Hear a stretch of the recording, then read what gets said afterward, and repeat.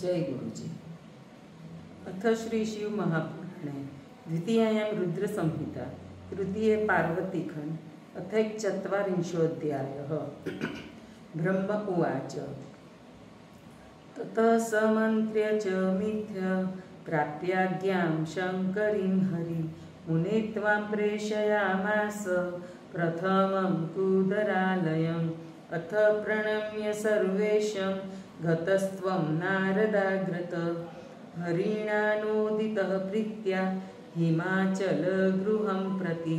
त्वं मुने पश्य आत्मानं गत्वा तद्वीर्यान्वितं कृत्रिमं रचितं तत्र विस्मितो विश्वकर्मणा।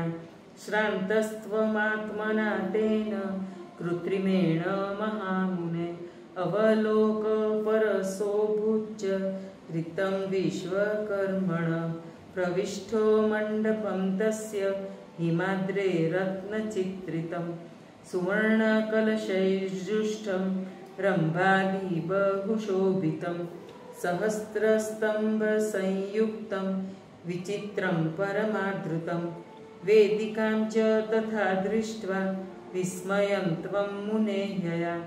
तदा वोचश्च च मुने नारद त्वं नगेश्वरं विस्मितोऽतीव मनसि नष्टज्ञानो विमुढ्यति। आगतास्ते किमधुना देवा विष्णुपुरोगमा तथा महर्षयः सर्वे सिद्ध्या अपसुरास्तथा। महादेवो वृषारूढो गणेश्च परिवारित आगत किं विवाहार्थं वद तथ्यं नगेश्वर। ब्रह्म उवाच इत्येवं वचनं श्रुत्वा तत विस्मितचेतस उवाच त्वां मुने तथ्यं वाक्यं स हिमवान् गिरि। हिमवान् उवाच हे नारद महाप्राज्ञा गतो नैवाधुना शिव विवाहार्थं च पार्वत्या सगणः सवरातक। विश्वकर्मा कृतं चित्रं विद्धि नारद सद्विया। विस्मयं त्यज देवर्षे स्वस्थो भव शिवं स्मर। भुक्त्वा विश्रम्य सुप्रीत कृपां कृत्वा ममोपरि।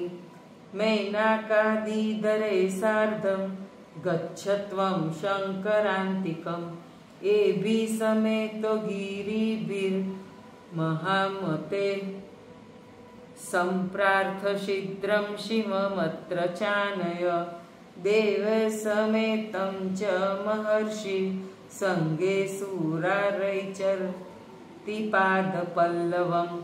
ब्रह्म उवाच तथेतीवोक्त्वागम आशु हि त्वं तदैव ते शैलसूतादिभिश्च।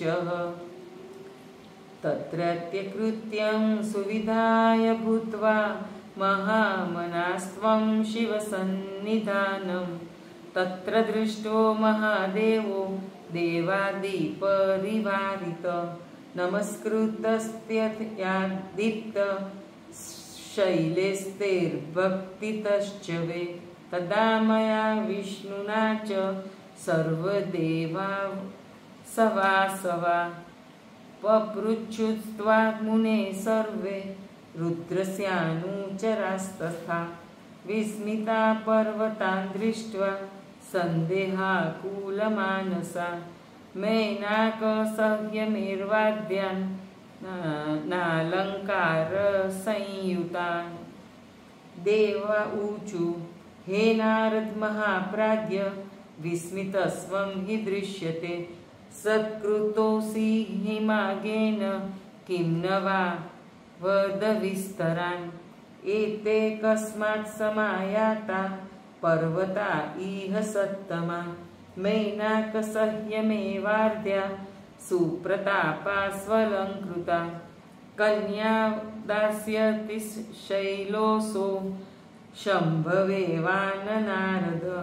हिमालय गृहे तात किं भवत्यद्य तद्वद इति संदिग्धमनसा अस्माकं च दिवोकसां वदत्वं पुच्छमानानां सन्देहं हर सुव्रत। ब्रह्म उवाच इत्याकर्ण्य वचस्तेषां विश्वादीनां दिवोकसाम् अवोचस्तान्मुने त्वं हि विस्मितास्त्वाष्ट्रमायया एकान्तमाश्रित्य च माहि विष्णुमभाषथावाक्यमिदं मुने।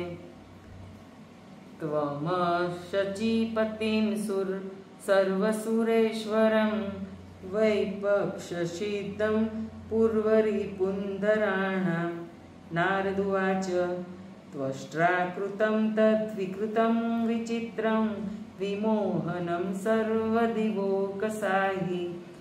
येनैव सर्वान् स विमोहितुं सुरान् समिच्छति प्रेमत एव युक्त्वा।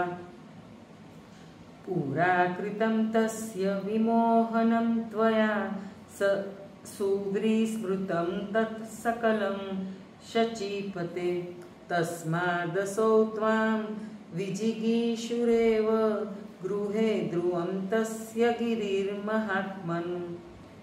अहं विमोहितस्तेन प्रतिरूपेण भास्वता तथा विष्णुकृतस्तेन ब्रह्मा शक्रोऽपि तादृश। किं बहुक्तेन देवेश सर्वे देवगणा कृता कृत्रिमाश्चित्ररूपेण न किञ्चिदवशेषितं विमोहनार्थ सर्वेषां देवानां च विशेषतः कृता माया चित्रमयी परिहासविकारिणी। ब्रह्म उवाच तच्छ्रुत्वा वचनं तस्य देवेन्द्रो वाक्यमब्रवीत् विष्णुं प्रति तदा शीघ्रं भयाकुलतनुर्हरिं।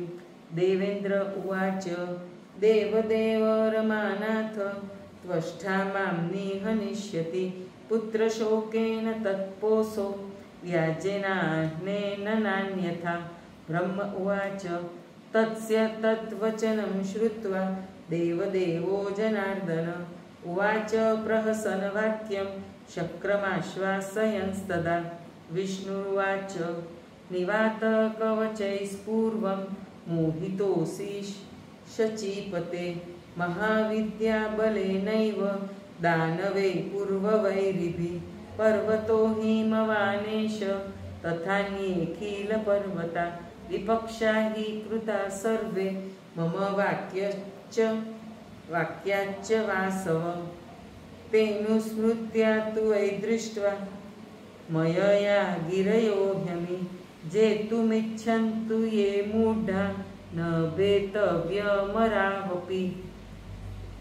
ईश्वरो नो हि सर्वेषां शङ्करो भक्तवत्सल सर्वथा कुशलं शक्र करिष्यति न संशय। एवं संवदमानं तं शक्रं विकृतमानसं हरिणोक्तश्च गिरीशो लौकिकीं गतिमाश्रित। ईश्वरोवाच हे हरे हे सुरेशान किं वृथात्य परस्परम् इत्युक्त्वा को महेशानो मुने त्वां प्रत्युवाचः किं न वक्ति महाशैलो यथार्थं वद नारद। वृत्तान्तं सकलं ब्रूहि न गोप्यं कर्तुमर्हिसि। ददाति वा नैव ददाति शैल सुतां स्वकीयां वदतच्च शीघ्रं किं ते दृष्टं किं कृतनन्त्र गत्वा प्रीत्या सर्वं तद्वाश्वद्यतात्। ब्रह्म उवाच इत्युक्तं शम्भुना तत्र मुने त्वं देवदर्शन सर्वरहस्यवोचो वै यददृष्टं तत्र मण्डपे। नारद उवाच देवदेव महादेव शृणु मद्वचनं शुभं नास्ति विघ्नं भयं नाथ विवाहे किञ्चिदेव हि अवश्यमे च शैलेशस्तुभ्यं वा दास्यति कन्यकां त्वामानयितुमायात इमे शैलान् संशय किन्तु ह्यमरमोहार्थं मायावीरचिता धृता कुतूहलार्थं सर्वज्ञं न कच्चिद्विघ्नसम्भव विचित्रं मण्डपं गेहे कार्षितस्य तदाज्ञया विश्वकर्मा महामायी नानाश्चर्यमयं विभो सर्वदेवासमाजश्च कृतस्तत्र विमोहन तं दृष्ट्वा विस्मयं प्राप्तोऽहं तन्माया विमोहित ब्रह्म उवाच तच्छ्रुत्वा तद्वचस्तात लोकाचारकर प्रभु हर्यादीन् प्रहसन् शम्भुर्उवाच